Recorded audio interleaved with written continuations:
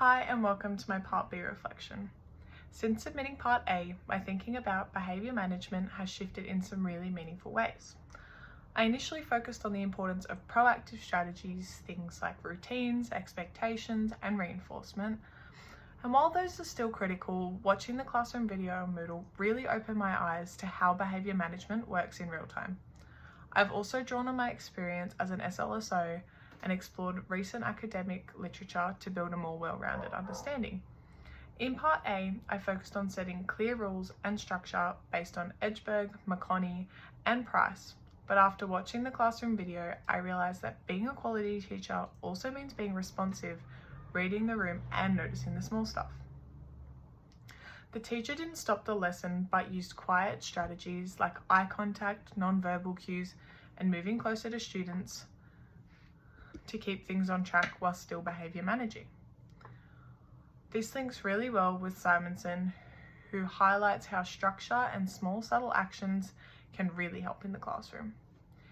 In my role as an SLSO, I work closely with a student who often became anxious during transitions. Initially, I thought clear expectations would be enough, but it wasn't until I added predictable routines and gave pre-warnings before changes that we saw progress. This reduced the student's anxiety and helped her stay calm and engaged. That experience, combined with what I saw in the classroom video, really cemented the importance of being both proactive and responsive. Behaviour support isn't one size fits all. It's about knowing your students and adapting to what they need moment to moment. This aligns perfectly with the New South Wales Department of Education's Student Behaviour Strategy, which promotes self-centred, inclusive and proactive approaches. Since Part A, I've explored some new academic resources that deepen my thinking. There's 4 key ones that stood out to me.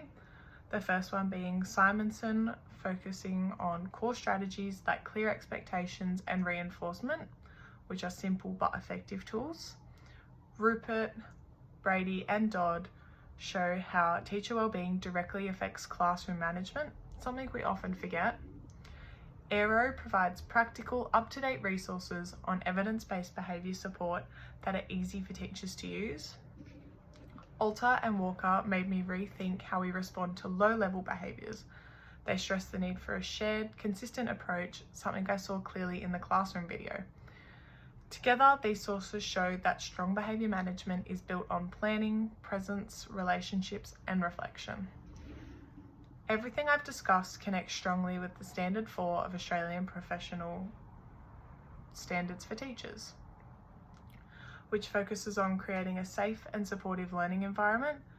It also touches on Standard 6, which is about engaging in professional learning to improve practice. In practice, being a quality teacher means combining evidence-based strategies with adaptability and empathy. It means managing not just the classroom, but also our own emotional state and reactions. Reflecting on this journey, I now see behaviour management as more than just setting rules or routines. It's about being aware, responsive, and emotionally grounded. It's about relationships, regulation, and readiness to pivot when things don't go to plan. Moving forward, I want to continue developing my ability to read the classroom environment, apply what the research says, and support students with calm and confidence, because that's what allows me to be the kind of teacher they need. Thank you for tuning into my reflection.